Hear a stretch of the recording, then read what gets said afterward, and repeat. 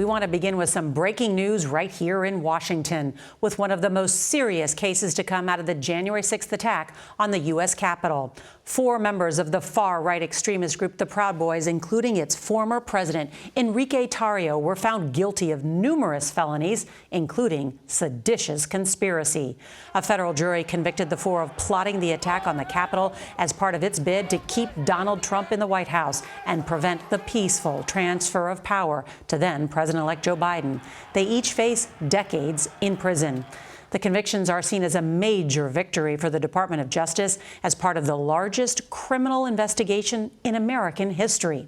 CBS's Scott MacFarlane is with us here in Washington and is going to start us off tonight from outside the federal court. Good evening, Scott.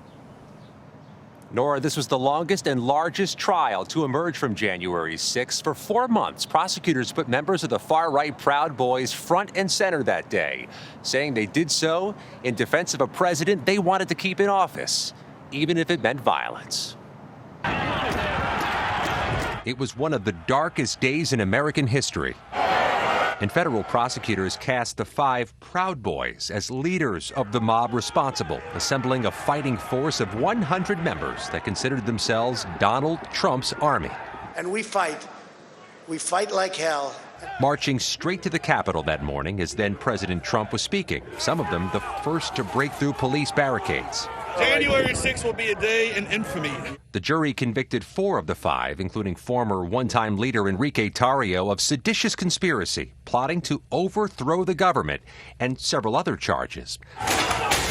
The 5th, Dominic Pizzola, who used a police riot shield to smash a Capitol window and lead rioters inside, was convicted of obstructing an official proceeding.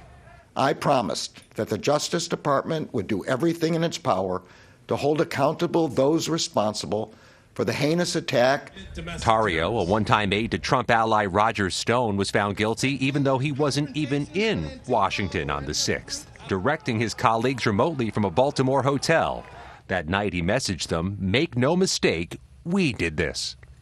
Legal experts say Tarrio's conviction in particular will impact special counsel Jack Smith's probe into Donald Trump. It also will serve to empower the special counsel as he further investigates and potentially indicts others who may be responsible for the other schemes to overthrow the peaceful transfer of power in the 2020 presidential election. During the trial, prosecutors linked the Proud Boys to former President Trump, playing this clip from a 2020 presidential debate.